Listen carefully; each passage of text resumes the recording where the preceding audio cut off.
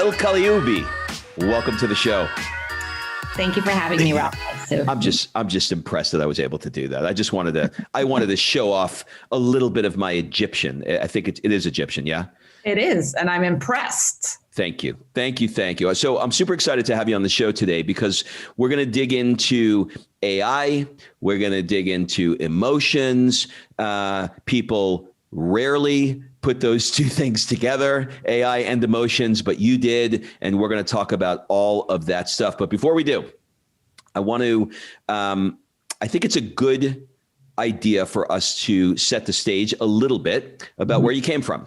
So because I think people really can understand a person when they know sort of like where they came from, you know? So let's talk a little bit about growing up in Egypt, and maybe you could paint a picture of what it was like there, and how things have changed now that you're in the U.S. And for example, there was a time in your life where you wore a hijab, and I don't see one on you now. So there's a difference. So maybe you can sort of like walk me through a little bit of that. Yeah, so I was born in Cairo. I'm originally Egyptian, but my parents worked in and around the Middle East. So both my parents are technologists. It's a funny story. It's a cute story. My dad taught a programming language that is now pretty much obsolete. And my mom in the 70s, right, she decided to take this, class afternoon class to learn programming. She must have been one of the first women to take on, take on a tech career in the Middle East. And so she met my dad in this class, and, they hit it off and ended up getting married. So I grew up around technology, and both my parents are very education advocates, I guess. I have two younger sisters. And one of my earliest memories, I remember my uncle challenging my dad on why he was spending so much energy around our education. So, my parents invested a lot in our education, both in classroom and at school, but also to travel around the world and experience different cultures. And I remember my uncle saying, they're girls, right? Why don't you invest in like real estate or like whatever? And my dad was adamant that he invest in our education. And I really credit my parents for that. I think it's the biggest investment they've done for us, and I'm so grateful. But that was the kind of cultural norms, right, within which I grew up. So on the one hand, my parents were like, you go girl, like we support you. But on the other hand, there were a lot of cultural norms and restrictions that I had to abide by. For example, I was not allowed to date until after college. So that was, Are you going to raise your kids the same way, where you say to your kids like, hey, I didn't date, you're not dating? Oh, goodness. We're going right into it, huh? It is really interesting because my daughter is now 17, almost 18. And we had that conversation when she was a freshman in high school. And I said, you know what? You're not allowed to date. And she was like, but mom, like we're in the US now and da-da-da-da-da. And so there are some things in my brain that are just hardwired, these cultural norms, and they're hard to totally, I guess, upgrade. Well, what's the answer? Are they dating or are they not dating? Who wins? She is not. She's not. You know what? There was one instance when she really wanted to date. And I said, okay, I'm not sure about this. Let me crowdsource the world. So I put it on my Facebook and talked to all my friends. And by the time I had basically everybody said, let her date. But by the time I had compiled all of that data, she had moved on. So I was like, yes. Okay, got it. So when for the mom? She's allowed to date in college. She's allowed to date in college. That's the compromise. Okay. It's funny how these first and second generation things evolve, but there's a lot of things that, your mom and dad had that were, in your life for a very specific reason, to protect you and allow you to do, so I get it, okay. So this show is about helping people get their life in a bit more balance. And I think an area of your life I want to ask you about is, can you kind of take me back to that time in your life where you were spending 2 weeks in Boston and 2 weeks in Cairo, going back and forth, and we'll get into what you were doing later about why you had to go back and forth. But like, I can imagine that had to play havoc on your personal life, play havoc on your health. Talk to me about that time in your life. I have definitely had a period in my life where I did not prioritize self-care. And so that was a period in my life where we were starting the company. I was commuting back and forth between Cairo and Boston and literally spending all my time, right, jet lagged and on a flight, right? And that was, it was energizing. Like, I'm a very driven person, and I'm sure a lot of your listeners are too. But I think, so on the one hand, it was really energizing, a lot of adrenaline. I felt like I was being productive, but at the same time, it was out of whack. I was not spending quality time with my family. So when I was back in Cairo with my husband at the time, who's now my ex, and my 2 kids, I just wasn't present, right? I wasn't present. And of course, I didn't prioritize sleep. I didn't prioritize eating well. I had no time to exercise in my mind, right? And I just, that's not a good place to be long-term. It's a marathon. It's not a sprint, especially when you're a founder and entrepreneur. So I still struggle with that, to be honest. But I'm a lot more thoughtful and intentional about how I spend my time. And in fact, at the company, our calendars are public, with the team. And I have my Zumba class. I do Zumba a few times a week, and it's on my calendar. It's during the workday. Nobody's allowed to schedule a meeting on top of it. And I tell them, like, Zumba makes me happy, and you want the CEO to be happy. Do you wear the thing with the I don't. I work out at the gym when it's not COVID, and they do a Zumba class at the time I work out, and sometimes I'm peeking in there. I'm not going to do it anytime soon, but it looks like a lot of fun for sure. It's fun. It's fun. I get it. So okay. I tell you what's interesting. What popped in my mind when you said that is I started wearing this Whoop. Have you seen the Whoop? I actually, my Whoop is lying around, so I love it. So it's like you get real-time feedback on the shit show that is your life if you're not careful. Mm-hmm. And I've been obsessed with HRV, trying to like figure out how to make this thing better. And it's unbelievable. I mean, if I go out, and I have a couple of Negronis at a bar, I mean, the next day it crashes, and so finding this balance between like, that sort of like central nervous system, that sympathetic and that parasympathetic, and putting it together is not so easy. So I love having this thing because it keeps me in line. Can I add on to that? Because this is an example where the Whoop has been really helpful. I typically try to sleep well, but sometimes I'll wake up at 3 a.m. with this thought, and I have to like think about this plan or roadmap or email this customer at 3, right? Can it wait till 7? That's the most common wake up time, by the way. Which is crazy. And now I can see it on my Whoop, right? So it's almost like I'm now held accountable because I can see it, and it impacts, what do they call it? The restorative recovery. Yeah. Recovery. I had the same problem, particularly during COVID. I think my like anxiety was kicking up because it was like, I felt like I was just boxed in, I'm in California, I'm in LA, and everything is like I have a kindergartner and she's never been to kindergarten. Like everything is still shut down. And I was getting up at 3 o'clock in the morning over and over again. The only thing that helped me was doing TM, transcendental meditation. Really? 20 minutes twice a day. You have to do a 4-day class. It's 90 minutes. Don't let the 4 days fool you because it's 90 minutes each day. But in a way, it's kind of good because it's COVID. They were forced to do Zoom. So you only have to do 1 in person and 3. 20 minutes twice a day. My HRV went through the ceiling and never woke up again. Like after the first day, I've never missed a day. And everybody, like Howard Stern does it, Seinfeld does it, Ellen DeGeneres, like it is a celebrity thing. It's not woo-woo. It's not weird. It's very scientific. It's very easy. You got to take the class to understand it, but I'm telling you, you love it. You are going to have to send me some pointers, but I will try it. Absolutely. tm.org is the first place to start. That's easy. Great. Thank you. You're welcome. So I think a good jumping off point here will be to take you back to the 90s in Cairo when you were working on your master's and your Ph.D. why did you decide to do your thesis on human emotions and computers of all things?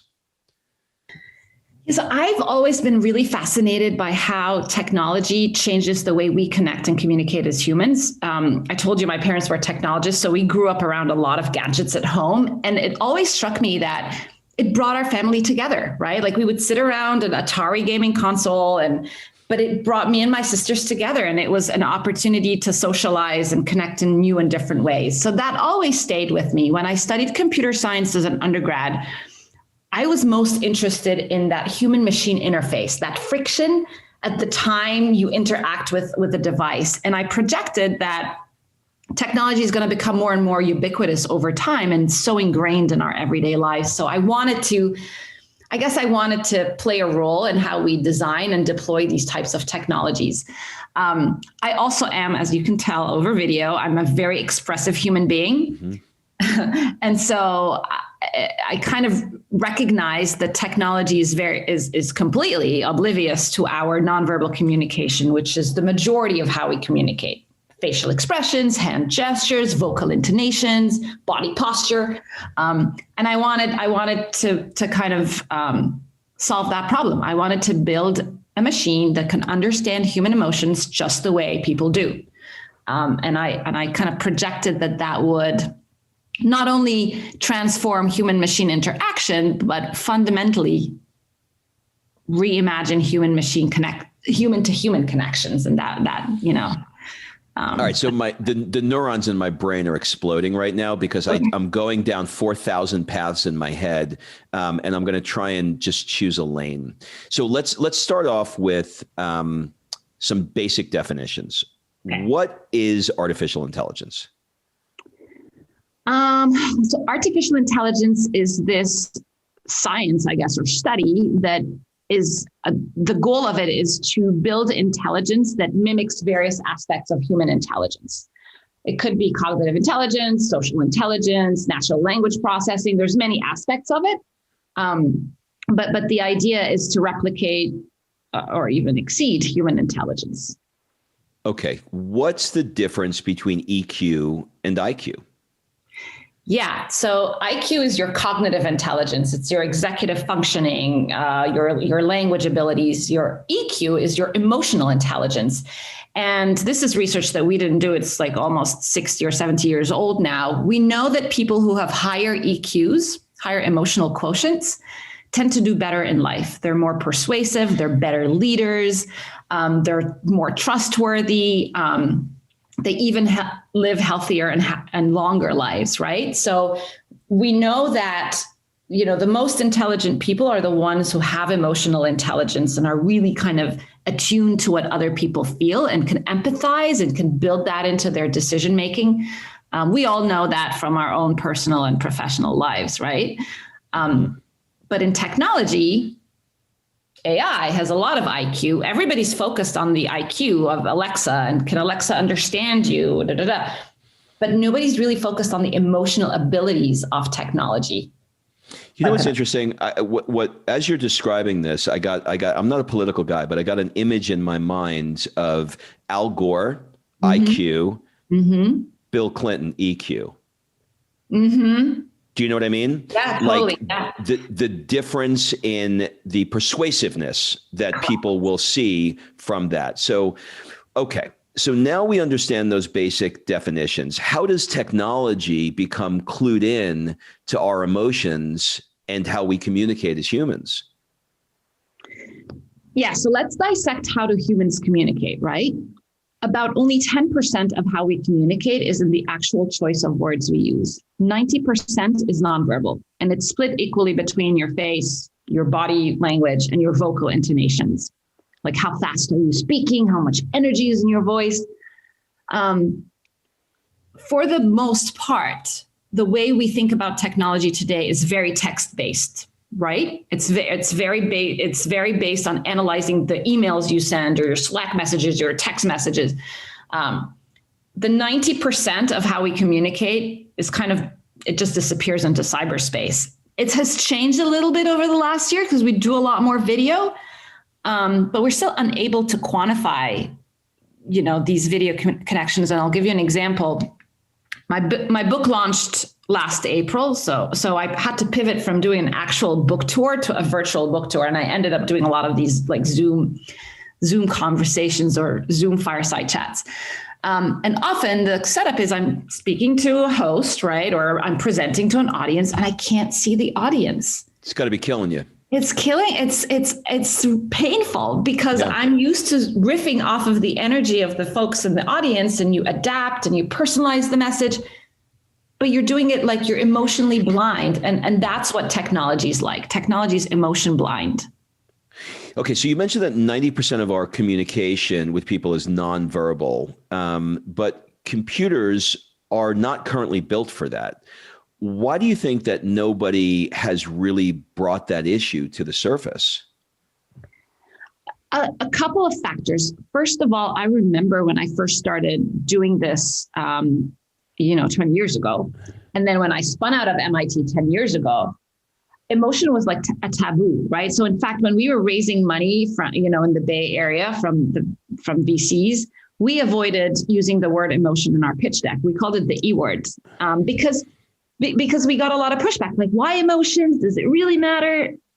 Thankfully, there's now recognition that our emotions influence every aspect of our lives in terms of how we make decisions, how we connect with others, et cetera, et cetera.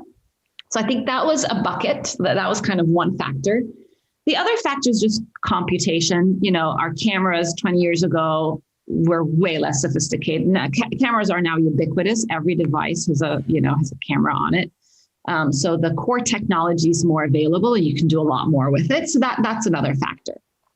So something else popped in my head, and this, if in any way this comes across as douchey, please forgive my douchebaggery because I don't mean it to sound that way. Okay. But like if I met you in a bar and I found out that you had your master's, your Ph.D, and you graduated from MIT, I would be so blown away by the level of femininity that you have, considering that sort of like environment. And in no way is that to me insulting or anything other than it strikes me as so interesting how you are in such a techie world and yet you're so feminine.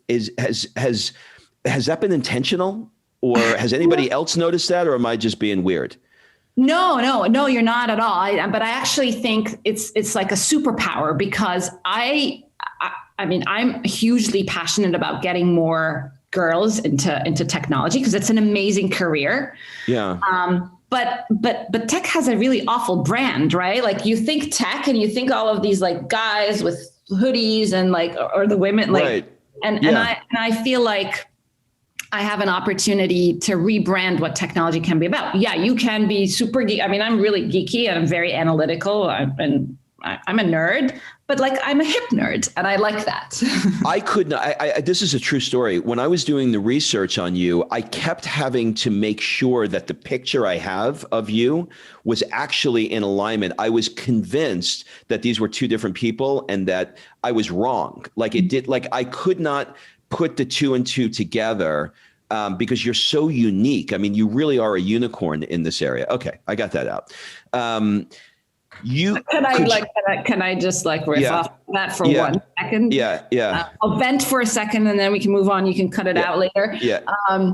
That makes dating really tough. I don't need to cut it out because that was my next thing. I was going to say, forget about the credentials that you have. Look, as a man, women typically, and again, I'm generalizing, so please don't send me emails. Women typically, at some point in the conversation, I will hear, like if I come home to my wife and I tell my wife, hey, I met this girl, she's going to ask me, how old is she?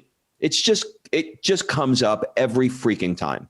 Right. And if she goes out and she comes home at the end of the day and she says, hey, I was talking to this guy I met at the shoe store. The shoe store is a bad example. I'm talking to this guy I met today. I'm going to ask her, what does he do for a living? Right. Because I want to know that I got a bigger, than he does. And she wants to know that, that she's, younger and prettier than, you know what I mean? And so there's that thing. And when somebody has the credentials that you have, it's a little bit of a mind fuck for a guy to go like, whoa, there's a lot like I can like super feminine and MIT, like I don't know what I do with that. Like right. I don't know, like it's a mind bender. Like you don't know which one to go with. So I could imagine that's a bit of a challenge. So, but here's what's interesting about this for me. What's interesting is the lane that you funneled it in, because actually it just hit me. The lane that you funneled it in is precisely who you are. So that's what's so fascinating.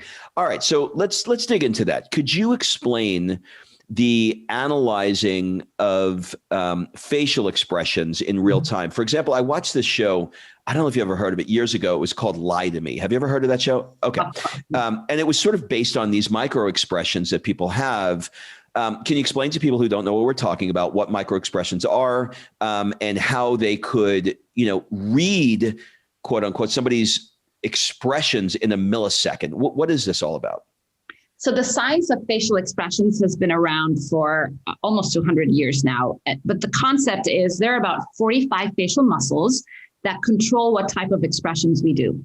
And in the 70s, this guy, Paul Ekman, and his team published the facial action coding system. So essentially, they took every facial muscle and they mapped it to a code. So when you smile, that's the zygomatics muscle, and that's action unit 12. And if you do a brow furrow, which if you do a lot, you need Botox, that's action unit 4. It's the corrugator muscle. So he created this system, and to become a certified face reader, you have to take about 100 hours of training, and then you take a test, you read people's expressions, and then you become a certified fax coder. Very laborious process, very time intensive. It kind of takes you about 5 minutes to code 1 minute of video, because you have to play it in slow motion, and I have to see, ooh, you just raised your eyebrows, or you're nodding your head, which you're doing right now. Don't feel over. How am I supposed to not be self-conscious? I feel like I want to put a bag over my head. That's another problem with dating you. Can you imagine? Like you're like, hold on a second, let me rewind the videotape. Right. I think I saw a snarl. I switched there, right?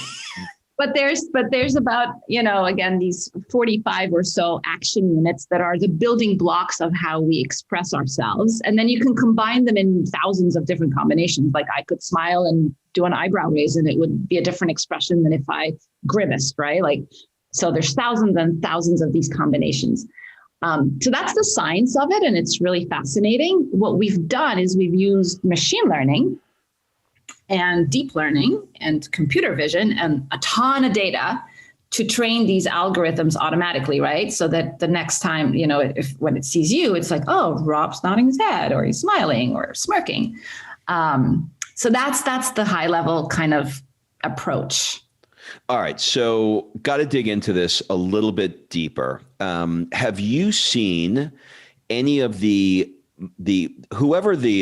assuming that the guy you mentioned is who the Lie to Me television show was modeled after. Okay. Absolutely. So have you ever seen him interviewed on 60 Minutes? Did you happen to catch that piece? I have not. I've met him a few times. He's amazing, but I've never seen that interview. Okay. He was interviewed on 60 Minutes, and so was, and I may be confusing the two, so it's either one or the other.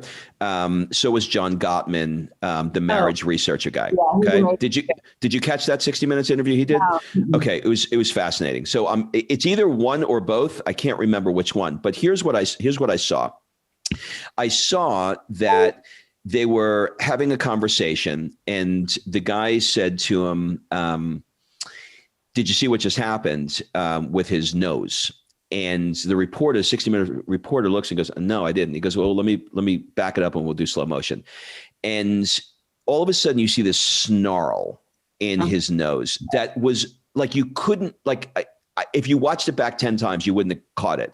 But it was this snarl that was so crazy obvious when it was slowed down. Mm-hmm. Okay. So my first question is, are these tics, I'm going to call them, I don't know what they're called, microexpression. Are these micro expressions consistent throughout people to correspond with emotions. In other words, if I'm your husband and for the 15,000th time, you're saying the thing that pisses me off and I do the micro expression, that little snarl,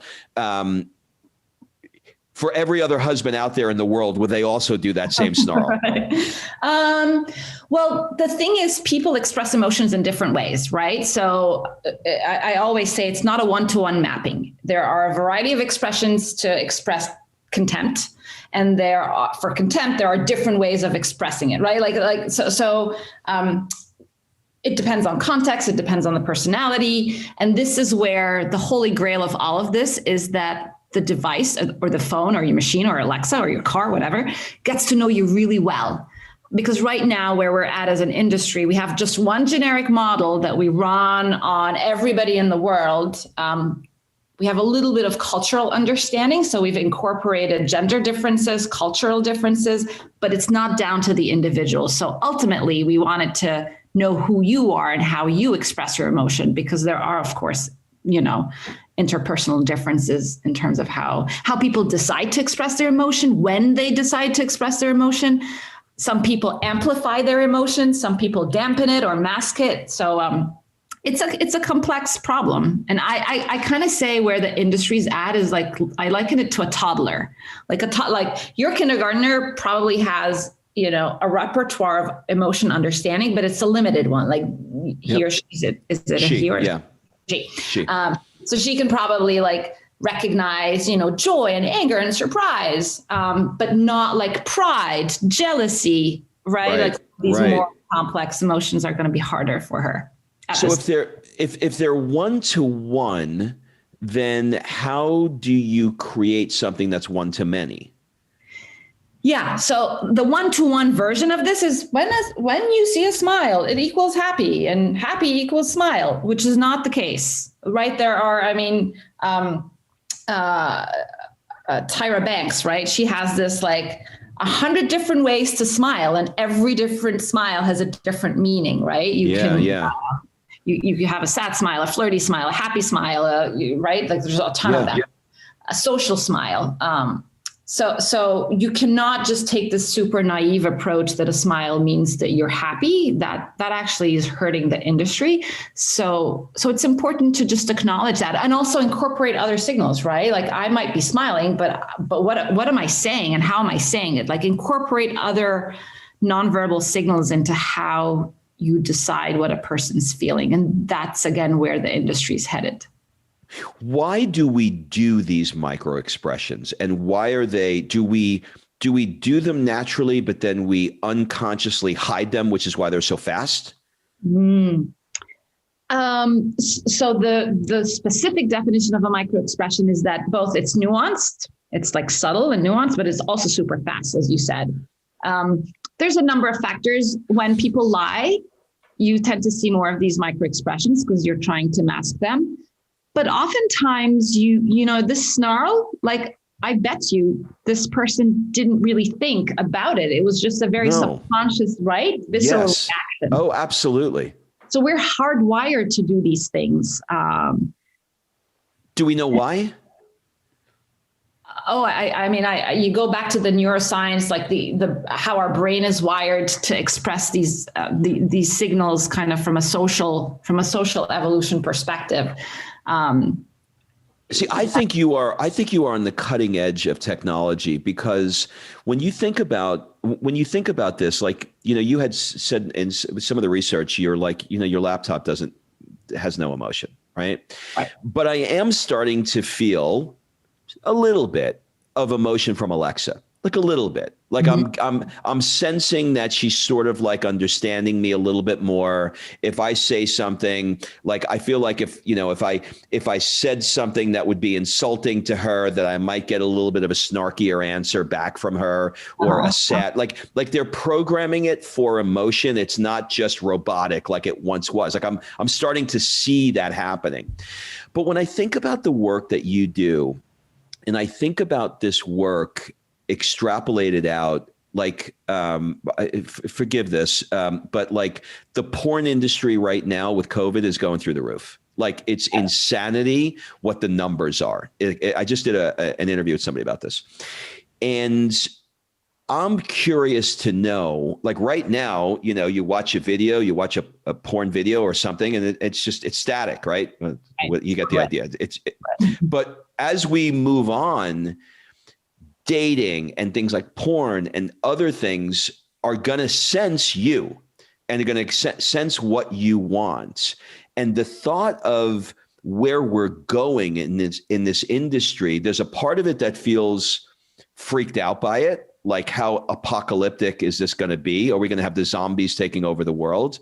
And another part of it is, this is exciting. Like, this is like, somebody can look in my pupil and assess pupillary dilation or constriction and what that means.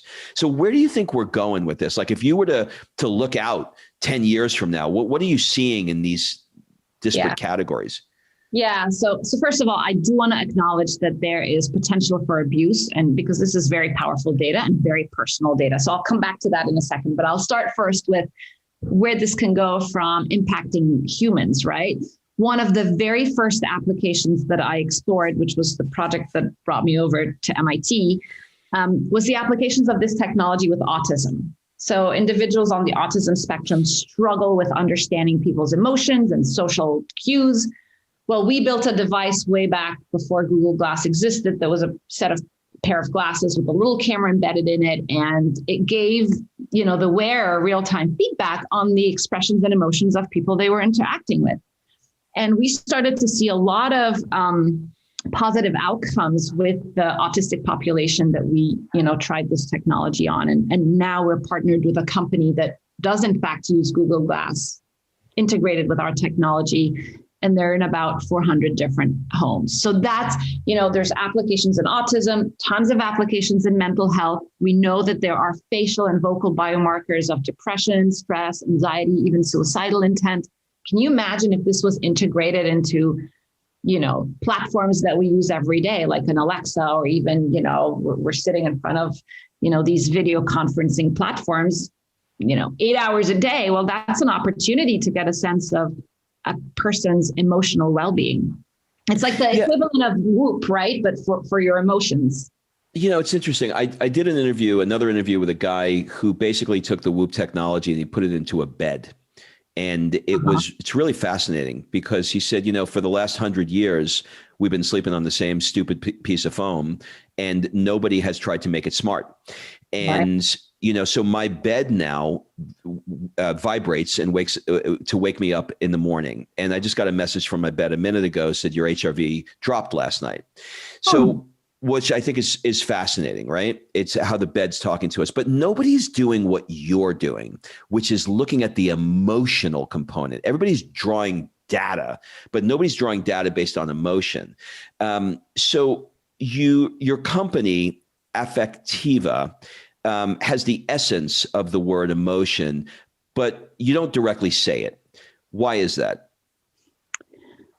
So affect is a synonym for the word emotion. And when we started the company, my co-founder is an MIT professor called Rosalind Picard, and she actually started the field of affective computing.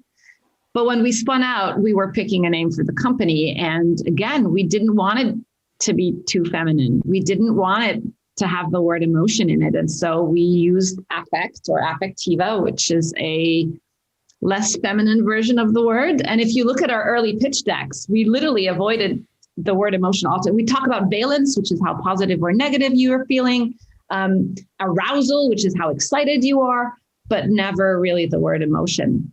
When I stepped into CEO, I was the CTO, and then I took over as CEO about 4.5 years ago now. I rebranded the company, and we actually picked hot pink as our brand color. And I was like, whatever, I'm going to own this, and I'm going to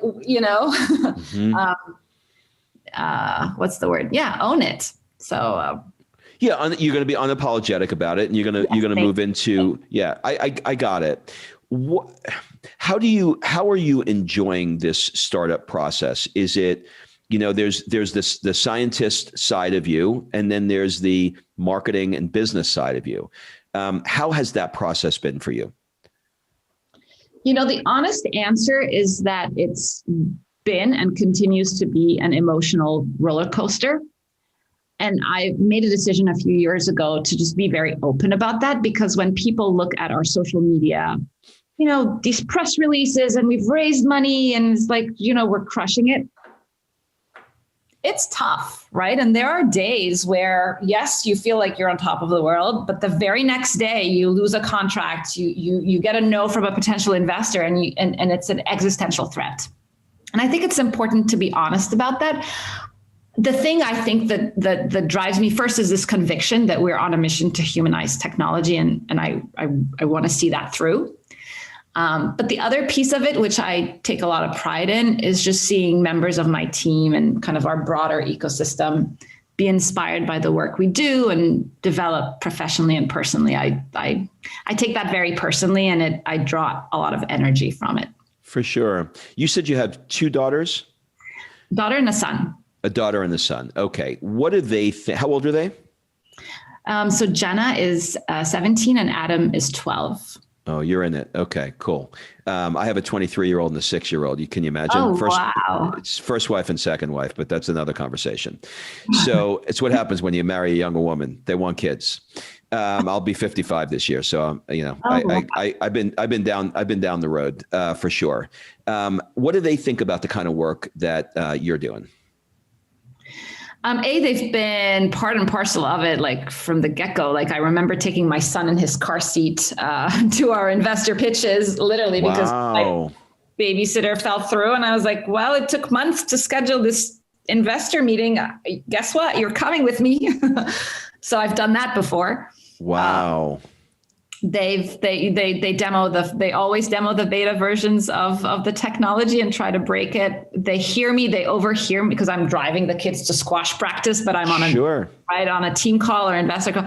And after the call, they'd be like, Mom, you were super mean on this call. Like, why did you say that? So I feel like they've been really part of the process. And my hope is that, I'm a role model, especially for my daughter. She gets to see her mom be a go-getter, and she is a go-getter. So I'm going to take a little bit of credit for that.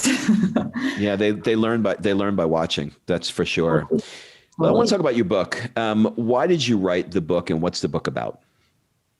So the book, Girl Decoded, is a scientist's quest to reclaim our humanity by bringing emotional intelligence into technology. It's a memoir, which makes me sound like I'm 80 years old. I'm not. But it follows my journey growing up in the Middle East as a nice Egyptian girl and kind of finding my way to becoming a tech entrepreneur and CEO. Mm-hmm. But at the same time, it follows the journey of the technology because it's so intertwined, like how I built it, why I built it, my various kind of origin stories and aha moments, and where we're going with it, right? Like, what does the future look like? What are the applications? What are the ethical implications? And how can we do it right? So I wanted the world to know about the technology, but in writing it, I also realized that my story hopefully can bring inspiration to many people around the world. I hope. Yeah, apparently it is.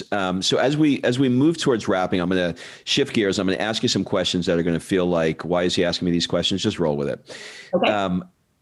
What do people often get wrong about you? People see me as nice, and they confuse nice with weak. That's introspective. I like that. What's on your nightstand? My phone and water, I guess. My Whoop, sometimes if it's not on my wrist. What's something that you do that's hard as shit? It's really, really hard, but it's totally worth it. I honestly think this entrepreneurship journey, it is really hard, but I know it's worth it. What are some things that you're currently doing that you don't love and you really would like to do less of? Well, eat less chocolate. Life is short. Right. Exactly. Right. YOLO. No, on a more serious note, I do end up being in a lot of like in the weeds type of meetings. and I'm just like doing a lot of reflection and introspection, and that's not for me. So I'm trying to like divert my energy more into these strategic conversations and less of these like the meetings where we're in the weeds debating something like minutia. I'm like, guys, you're killing me. Can we just move on? I don't know if you have that. No, that's amazing. I just watched something with Jeff Bezos.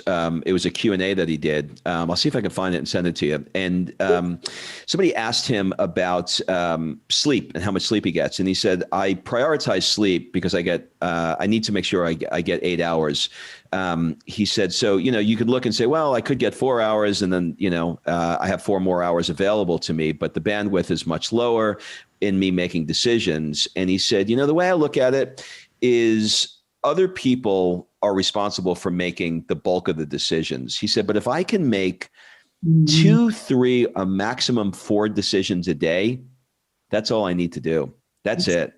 He said, I actually think 2, 3, 4 decisions a week would actually be better. So that made me think of when you were talking about being in the weeds, like you burn a lot of mental calories when you're in the weeds like that. So I'm with you. Totally. I love that. Yeah. What's one rule that you have for yourself that you'll never break?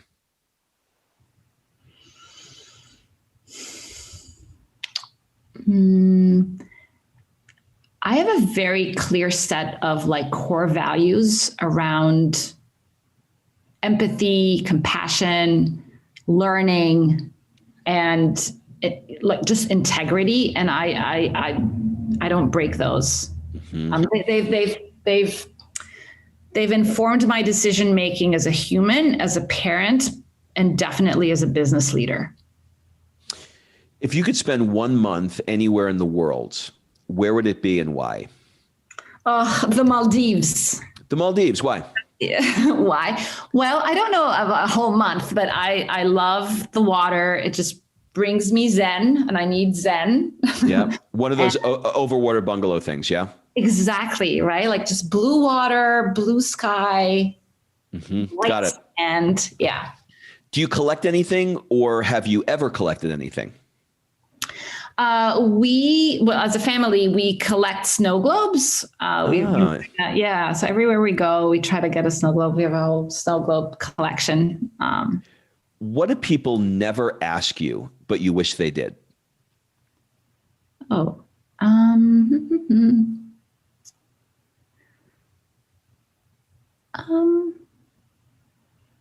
It's funny. I've been thinking a lot about the times where I've felt like truly safe and truly who I am.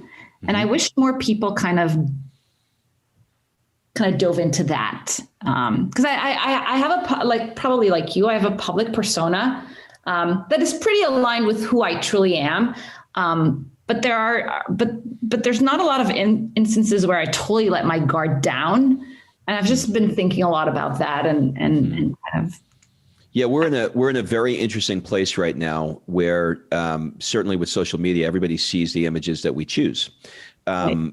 And, Tony Robbins says the strongest need in the human condition, I'm paraphrasing, but the strongest need in the human condition is our desire to remain consistent with our identity.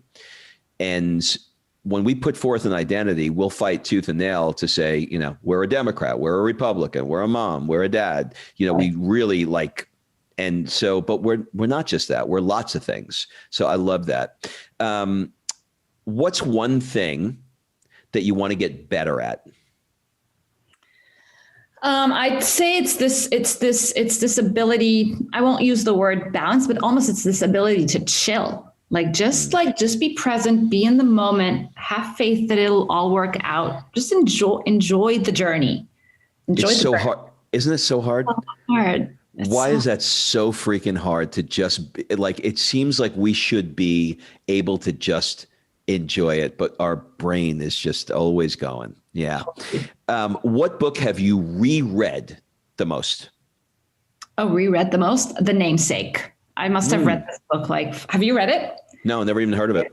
So it follows this young man who grew up in India and came to MIT and basically made America his home, and then his son grows up with this, like, he first rejects his identity as being Indian, but then over time he reconciles his different identities, right? Which is exactly what you're saying. We're not one thing, we're a lot of things. And how do you make all of these different things live in harmony together? It's a beautiful book.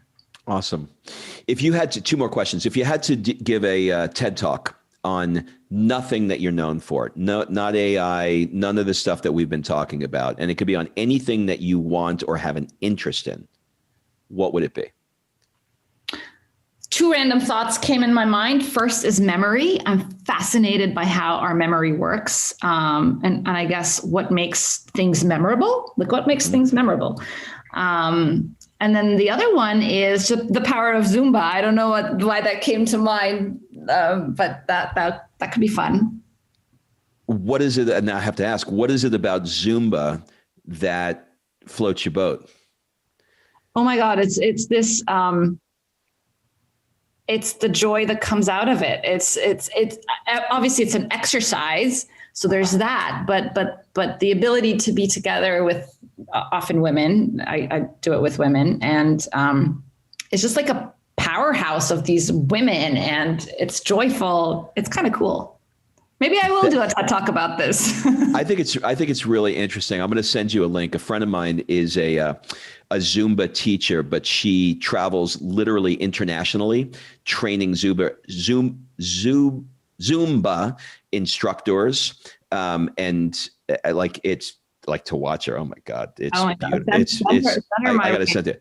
Yeah, it's absolutely beautiful. My plan B, if like everything else falls apart, is to pivot and just become a Zumba instructor. Why not? Okay, last question. Let's change things up a little bit. What one question would you like to ask me?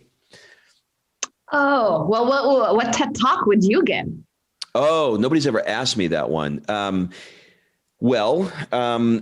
This is weird, but I de-stress by mixing house music on DJ equipment. I was in Ibiza one year, and I saw these DJs that were mixing music that was so incredible. And I talked to one of them, and he explained to me that, there are 4 tracks that I'm playing simultaneously. And I pulled the bass out of this one, the treble out of that one, the blah, blah, blah, blah.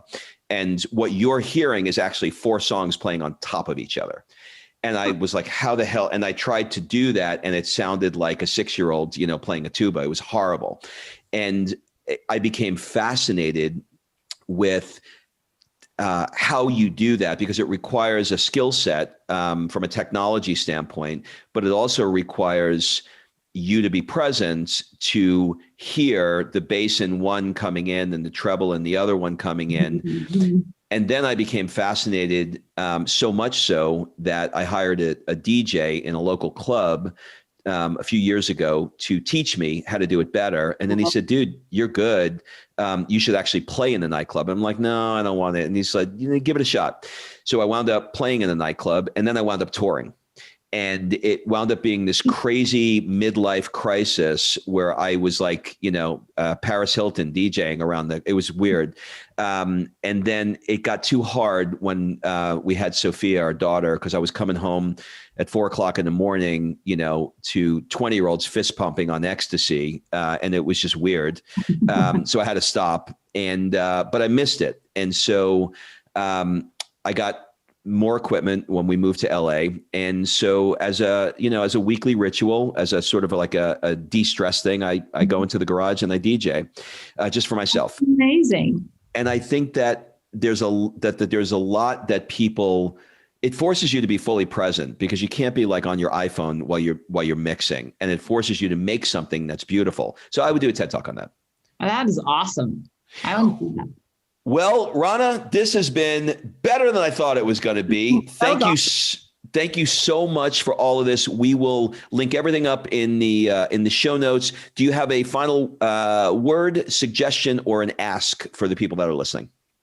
If for people who are listening, if you end up reading my book and it resonates with you, please reach back out and share these moments of connections. It's been the best thing about writing a book. I love it. Thank you again. Thank you.